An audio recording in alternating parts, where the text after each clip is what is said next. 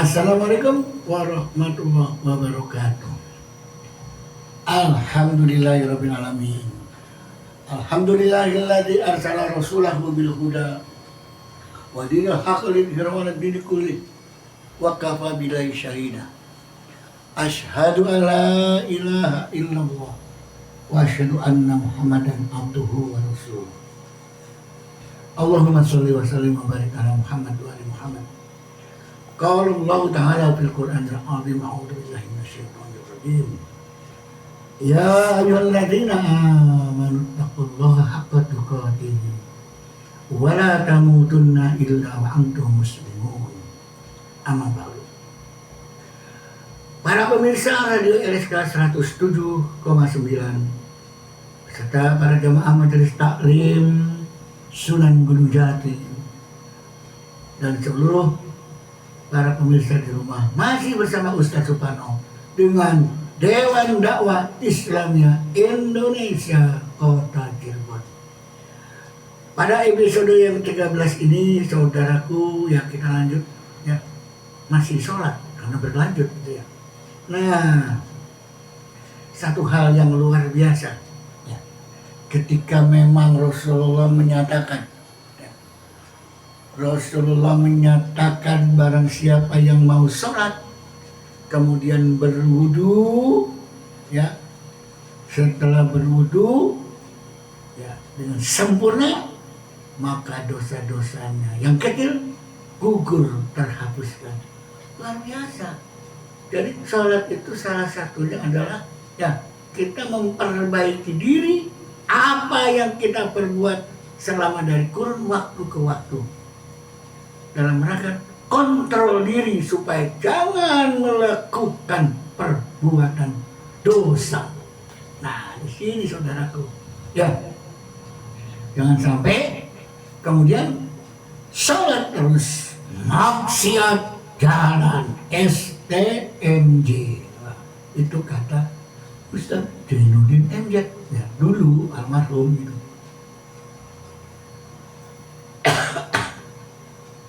Dulu seperti itu almarhum, menjelaskan, senantiasa mengingatkan, yang sholat, ayo luruskan, mantapkan sholatnya, jangan sampai sholatnya itu ya masih melakukan hal yang kurang baik.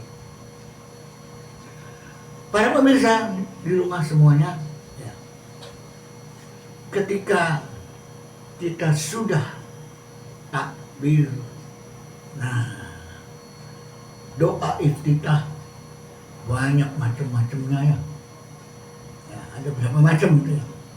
Tapi kita dari mulai SD, SMP, SMA ya, bahkan sampai kuliah juga, dosen agamanya, guru agamanya, bahkan yang di masjid-masjid diajari di madrasah oleh ustadznya doa iftitah yang umum. Memang ada yang khusus dari ada yang suka pada Allahumma ba'id baina ya dan seterusnya. Tapi ada yang indi wajhat wajhiyah ya, dan seperti itu. Oke lah, yang jelas apa yang kita baca dalam sholat harus kita pahami ya, pahami betul, di samping ngerti, paham, sehingga begitu kita sholat otak kita akan bekerja memproses lisan kita yang kita ucapkan. Kalau berjamaah di masjid, mendengarkan imam ya, bacaan Qur'annya ya, kalau kebetulan kitanya paham, bagus. Tapi ketika imamnya panjang, kita nggak hafal, nggak paham, ya sudah, ikuti saja. Minimalnya Al-Fatihah kita harus dipelajari, sebab itu bacaan Quran yang wajib dalam sholat. Betul. Nah, coba perhatikan, begitu Allahu Akbar ya, ada yang wajah jalilladzi fatara samawati, ada yang Allahu Akbar kabira walhamdulillahi katsira dan seterusnya ya. Ada yang langsung wajahiyya lilladzi fatara samawati. Ada inni wajjahtu wajhiyya lilladzi fatara samawati. Intinya pada kalimat doa iftitah ini bagaimana kita menghadapkan wajah kita kepada Sang Pencipta langit dan bumi.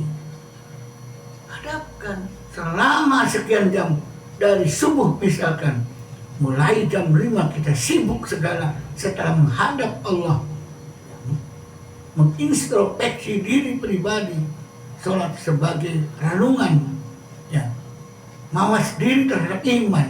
Apakah sholatnya bisa meningkatkan kualitas iman atau sholatnya hanya ritual asal dikerjakan?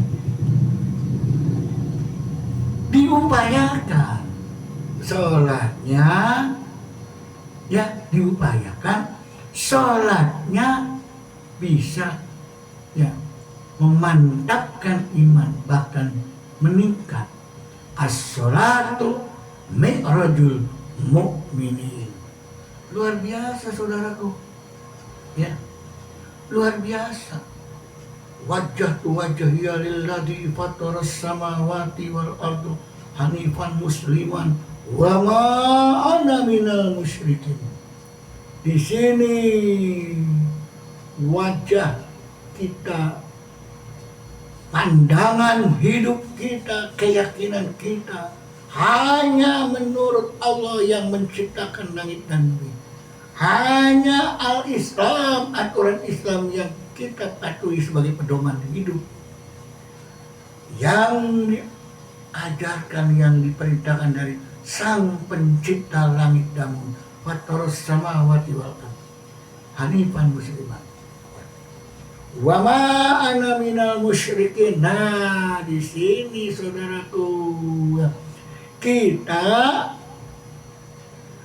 menyatakan diri tidak mau apa? Tidak mau menjadi pendukung kemusyrikan, ajaran nenek moyang, ajaran warisan leluhur yang bertentangan dengan prinsip akidah. Kalau budaya seni apa yang kira-kira sebagai hasil karya seni, mangga, itu kekayaan budaya, ya, kearifan lokal. Tapi kalau ritual yang mengandung kemusyrikan, yakin adanya leluhur sang yang penguasa tunggal yang dianggapnya itu sebagai Tuhan, tidak bisa. Itu namanya musyrik. Kita percaya sama Allah, menjalankan syariat Allah, melaksanakan tuntunan Islam. Kita percaya kepada aturan leluhur yang punya satu aturan ajaran agama, yang kalau tidak dilaksanakan itu kita merasa takut kena bala, takut dikatakan tidak kearifan lokal. Itu ada anjuran dari sebuah aturan agama leluhur, berarti bermusyrik ria. Nah, di sini makanya kalau orang ngaku Islam, ngajinya bisa, baca Quran, bahkan berdalil dengan Al-Quran, tapi budaya gerak hidupnya mencampur adukan antara prinsip akidah Islam dengan ajaran leluhur, dengan ajaran nenek moyang. Nggak bisa, itu musyrik. Ingat pesan Luqman, ya bunayya la tusyrik billah inna syirka la dzulmun adzim. Begitu ayah, orang tua, pemimpin harusnya, kalau pemimpin muslim ingatkan rakyatnya, orang tua ingatkan anaknya, jangan berbuat musyrik, karena berbuat musyrik adalah ya kedoliman yang besar. Inna syirka la dzulmun adzim. Nah, kedoliman. Jadi siapapun orangnya secara pribadi atau sebagai pemimpin ormas, sebagai aparatur yang dipercaya oleh rakyat untuk jadi pemimpin, ketika ada langkah-langkah ya yang langkah kedoliman, nah itu nggak boleh. Sama dengan musyrik, indah syirka la dulmun alim. Syirik itu kedoliman yang besar. Nah, kalau pemimpin dolim, ya apa bedanya? Dan kita juga ketika mau pemilihan kepala desa, dewan, wali kota, bupati, gubernur dan seterusnya, presiden bahkan, ya coba lihat, tanyakan kanan kirinya para pendukungnya dan sebagainya, mau menggunakan kemusyrikan juga perdukunan minta sama orang-orang agar menang nanti dalam pemilu. Wah, yang lebih viral itu biasanya kepala desa, sampai saling diviralkan masing-masing menggunakan para dukun atau para supranatural, mengadakan ritual bakar penyan ini apa itu dan sebagainya. Sampai sejauh itu. Kira-kira anggota DPRD, DPR dan seterusnya, presiden, gubernur dan sebagainya, ada tidak? Ya, ketika supaya pengen menang, minta bantuan selain Allah.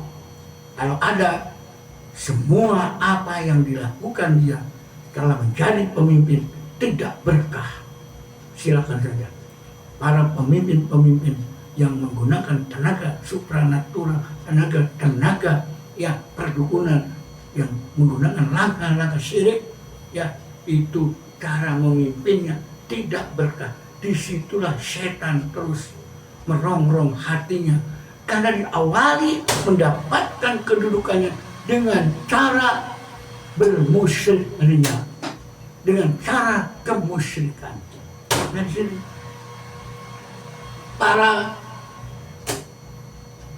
pirsawan, para pemirsa radio LSK dan radio dan Jamaah Majelis Taklim Sunan Kalijaga, Sunan Gunung Jati sampai lupa, Sunan Gunung Jati yang setia di rumah. Jadi kita jangan bermusyrik ria. Oke?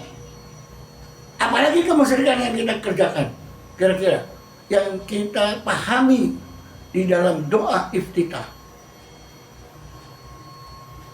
Ya, di dalam doa iftitah. Di dalam doa iftitah yang tadi, la syarika lahu wa bidzalika umirtu wa ana minal muslimin. Ya.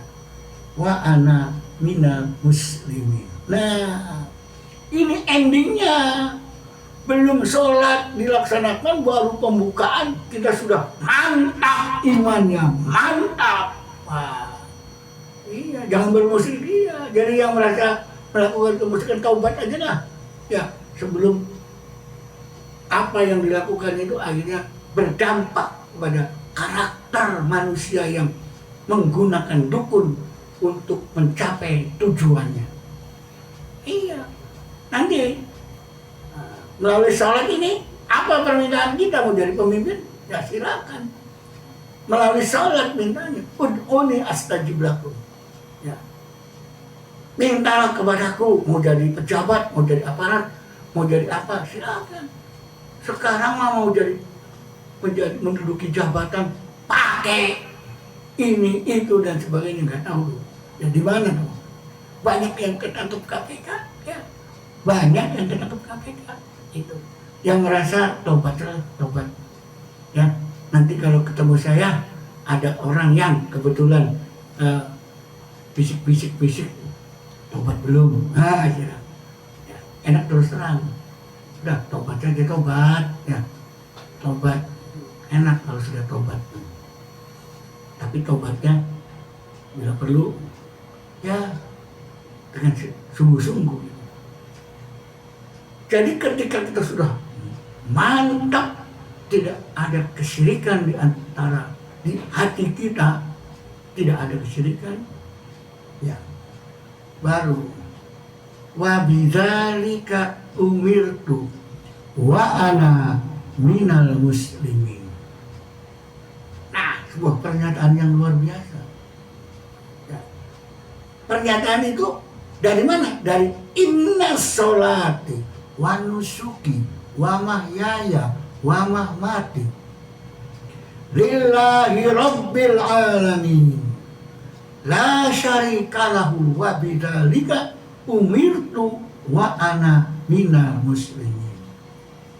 Sesungguhnya sholatku, hidupku, ibadahku sampai matiku, sholatku, ibadahku dari hidup sampai mati, dari kesadaran mempelajari Islam, dia sudah taubat, banyak melakukan kedurhakaan dan kemusyrikan, dia sadar, taubat, inna sholati wa nusuki, saya siap hidup wa mahyaya dan akan sampai mati lillahi rabbil alamin, dalam ketaatan menurut aturan ajaran Islam, menurut aturan Allah sebagai seorang muslim sejati. Wah, gak ada kata sejati Islam. Ya Islam ya Islam. Nanti ada aturan Islam sejati dianggapnya. Ya. Sebagai seorang muslim, tidak bermusyrik ya. Yang demikian itu saya terperintah, wa bidzalika, saya diperintah untuk menunaikan melaksanakan tuntunan Islam lillah, menurut diperintah menurut Allah. Alhamdulillah, baru segitu sudah hebat. Itu baru pembukaan. Siap menjadi orang yang akan berubah. Mi'rajul mu'minin. Siap menjadi orang yang akan mi'rajul mu'minin. Luar biasa saudaraku. Nah, sebelum lanjut ke Al-Fatihah, marilah saudaraku ya kita tutup ya pada pertemuan yang ke-13 ini. Kita lanjut kepada yang pertemuan yang ke-14. Kurang lebihnya mohon maaf. Assalamualaikum warahmatullahi wabarakatuh.